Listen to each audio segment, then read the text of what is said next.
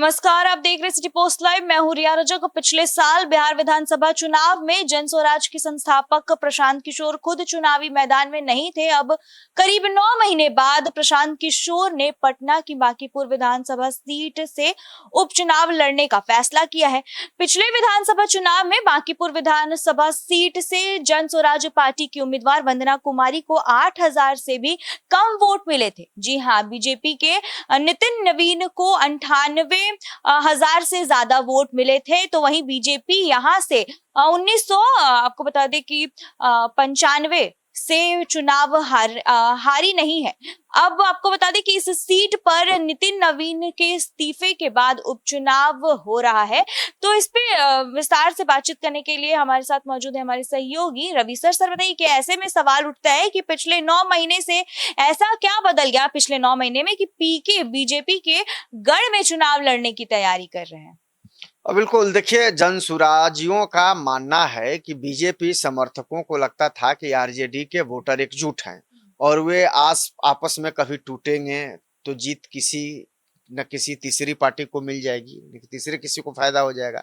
इस बार ये सोच नहीं है, क्योंकि यह चुनाव एक सीट के लिए है, न कि मुख्यमंत्री के लिए। कि बीजेपी को चुनाव में जीत नीतीश कुमार के चेहरे पर मिली थी, लेकिन अब सम्राट चौधरी मुख्यमंत्री हैं और यह जनसुराज के पक्ष में जाएगा। यह चुनाव मुख्यमंत्री के लिए नहीं है, इसलिए बांकीपुर के लोग एक ऐसा नेता को चुनेंगे जो विधानसभा में सवाल पूछेगा। विधानसभा में विपक्ष की कोई बुलंद आवाज नहीं है। हम जीतेंगे तो बीजेपी के राष्ट्रीय अध्यक्ष की सीट पर, और हारेंगे तब भी पूरे जोश के साथ बिहार में बने रहेंगे। तो देखिए, अब प्रशांत किशोर को लेकर के कई तरह की अटकलें लगाई जा रही हैं, क्योंकि प्रशांत किशोर एक हाई प्रोफाइल चेहरा रहे हैं और अभी तक प्रशांत किशोर का एक रणनीतिकार के रूप में उनका एक चेहरा रहा है, जो सरकार बनाते रहे हैं, एमएलए और एमपी बनाते रहे हैं।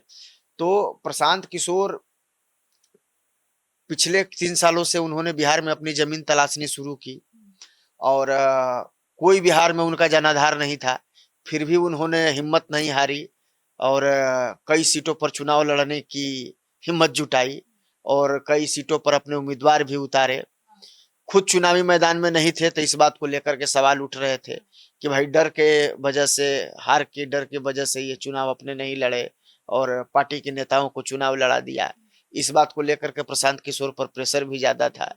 तो इस बार तो प्रशांत किशोर खुद चुनावी मैदान में है और चूंकि बांकीपुर जो सीट है वो तो बहुत ही हाई प्रोफाइल सीट है और आपने खुद कहा कि 1995 से अब तक बीजेपी वहां चुनाव नहीं हारी है। तो बीजेपी के किले में, बीजेपी के गढ़ में जाकर के चुनौती देना, ये तो अपने आप में ही एक बड़ी साहस वाली बात है। तो और प्रशांत किशोर का जो नेचर रहा है, जो स्ट्रेटजी रहा है, जिस तरीके से वो विपक्ष घेरते हैं सत्ता पक्ष को, जिस तरह से सवाल उठाते हैं, जिस तरह से वो बेरोजगारी पर, जिस तरीके से वो पलायन पर, जिस तरीके से वो समस्याओं पर आवाज उठाते हैं, तो ये कहना गलत नहीं है कि कहीं ना कहीं उनके रूप में जो आम लोग हैं, एक अच्छा विपक्ष का नेता उनको दिखाई देता है, विकल्प दिखाई देता है। और शायद यही वजह है कि अब प्रशांत किशोर को लेकर के जब उन्होंने खुद चुनाव लड़ने का ऐलान किया है तो अब प्रशांत किशोर को लेकर के भाई चर्चा खूब हो रही है।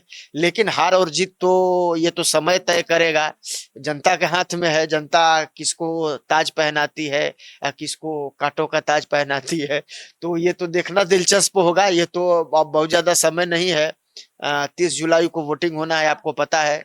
3 अगस्त को परिणाम भी आएंगे, तो 3 अगस्त तक तो सब कुछ क्लियर हो जाएगा। फिलहाल जो चर्चाएं चल रही हैं आम लोगों में, उसको हम लोग खबरों के माध्यम से अपने दर्शकों तक पहुंचा रहे हैं।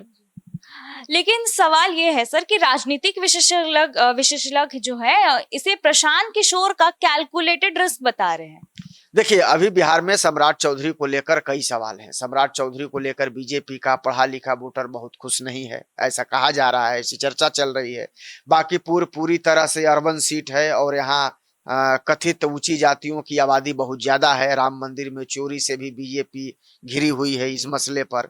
ऐसे में प्रशांत किशोर इस मौके को या इस स्थिति को एक मौके के रूप में देख रहे हैं और प्रशांत किशोर एक संदेश देना चाहते हैं कि वह बिहार में मजबूती से खड़े हैं। इस संदेश को देने के लिए जरूरी नहीं है कि चुनाव जीता ही जाए। आप समझिए, उनकी पिछली उम्मीदवारी को करीब 8,000 वोट मिले थे, यानी कि जो पिछला बार इस सीट से उन्होंने जिस अपने पार्टी के उम्मीदवार को उतारा था, मैं उसकी बात कर रहा हूं।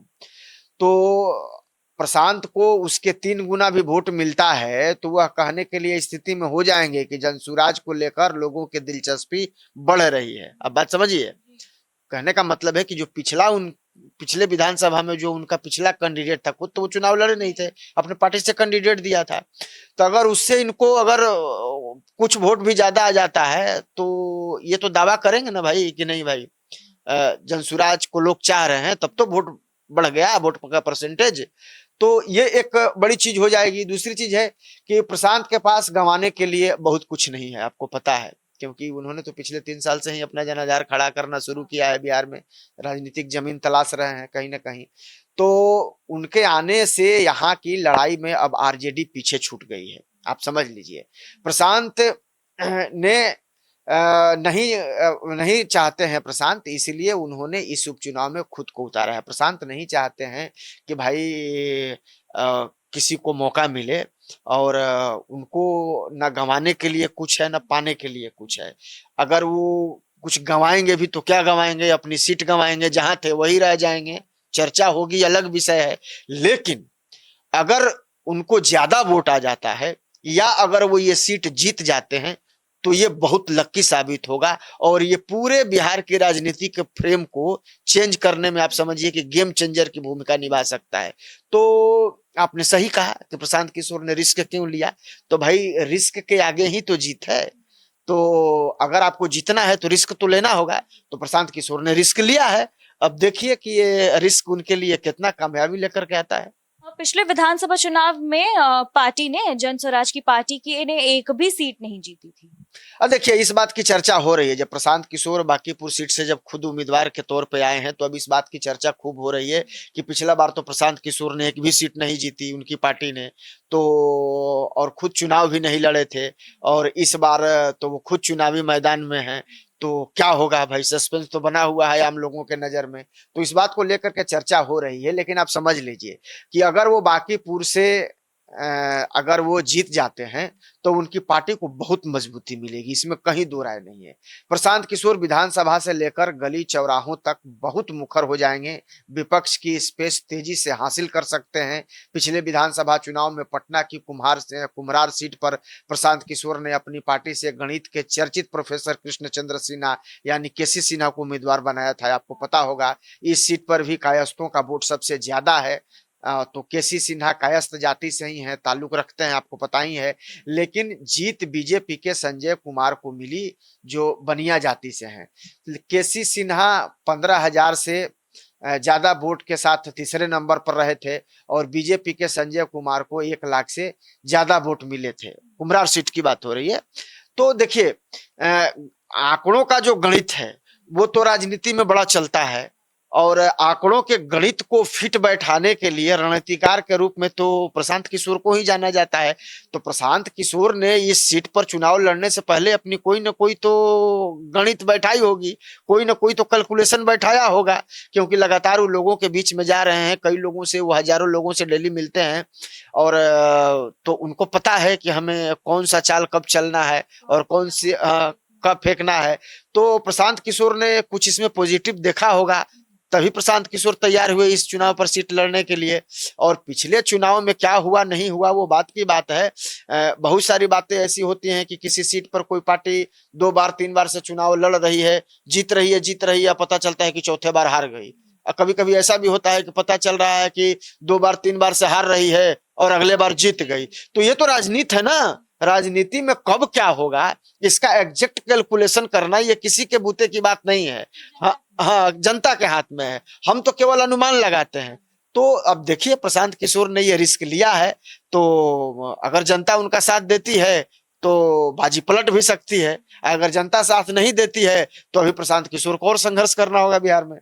जी, तो केसी सिन्हा पिछले 9 महीनों में जन स्वराज पार्टी के पक्ष में क्या बदलाव देख रहे हैं? देखिए, उनका कहना है कि उन्हें नहीं लगता है कि चीजें बहुत बदल गई हैं, लेकिन प्रशांत किशोर मोर्चे पर जमे रहना चाहते हैं। लड़ाई आसान नहीं है, लेकिन लड़ना तो पड़ेगा ही, जो मैं भी बता भी रहा था, रिस्क तो लेना होगा। अगर प्रशांत जीत जाते हैं तो पार्टी को ऑक्सीजन मिल जाएगी, लेकिन बिहार में जाति की पहचान अब भी बहुत बड़ी है और सवर्णों का मोह बीजेपी से अभी खत्म नहीं हुआ है। तो पटना जिले की बांकीपुर विधानसभा सीट पर करीब 4 लाख मतदाता हैं और यहाँ कायस्थ और वैश्य यानी कि व्यापारी वर्ग के मतदाताओं का प्रभाव माना जाता है। लड़ाई कठिन है, लेकिन प्रशांत किशोर एक संदेश देना चाहते हैं कि वह बिहार में मजबूती से खड़े रहेंगे और बांकीपुर में उनकी पार्टी पूरी मजबूती से चुनाव लड़ेगी। तो देखिए, प्रशांत किशोर अपने तरफ से कोशिश कर रहे हैं और प्रशांत किशोर की ही बात नहीं है, चुनौती तो हर नेताओं के सामने होती है, हर सीट पे होती है, हर पार्टी में होती है। तो प्रशांत किशोर की अब अपनी पार्टी है जनसुराज, तो वो बिहार की अब राजनीति में पिछले 3 साल पहले उन्होंने एंट्री किया था। तो जमीन अगर बिहार में तलाशना है प्रशांत किशोर को, तो लड़ाई को तो आगे रखना होगा जारी। तो अब प्रशांत किशोर वही कर रहे हैं, लड़ाई को आगे जारी रख रहे हैं, क्योंकि जो सामने चुनौती होगी उसी को भंजाना होगा, उसी के लिए हाथ बढ़ाना होगा, क्योंकि आपकी भूमिका और आपकी जो एक्टिविटी है, जो आपकी उपस्थिति है, वो जनता को दिखनी भी चाहिए। अभी तो विधानसभा चुनाव है नहीं, अभी तो अब यही एक सीट पर उपचुनाव हो रहा है। तो इसमें जैसे हर पार्टी, जो तमाम पार्टियां हैं, बीजेपी है, आरजेडी है, ये लोग अपने उम्मीदवार उतार रही हैं, तो प्रशांत किशोर ने भी उसी तरह से उम्मीदवार खुद को बनाया है, उनकी पार्टी ने उनको उम्मीदवार बनाया है प्रशांत किशोर को। तो ये कह भी रहे हैं कि भाई पार्टी चाहती थी, पार्टी का ये प्रेशर था कि नहीं भाई प्रशांत जी, आप पार्टी के संस्थापक हैं, आप पार्टी के बड़े चेहरे हैं, आप चुनाव लड़िए। तो अब प्रशांत किशोर खुद ये चुनाव लड़ रहे हैं और आगे चल करके उन्होंने चैलेंज को एक्सेप्ट किया है। और हार जीत तो राजनीति में होते ही रहती है, लेकिन सबसे बड़ी चुनौती होती है कि आप चुनौती को एक्सेप्ट करते हैं या नहीं। तो ये प्रशांत किशोर हैं जिन्होंने चुनौती को तो एक्सेप्ट कर लिया है। अब देखना होगा कि जनता मालिक है लोकतंत्र में, अब जनता क्या हिसाब किताब करती है, ये देखना दिलचस्प होगा। तो जैसा कि सुन रहे थे आप, आपकी क्या राय हमें कमेंट बॉक्स में जरूर बताइएगा। देखते रहिए सिटी पोस्ट लाइव, तब तक के लिए धन्यवाद।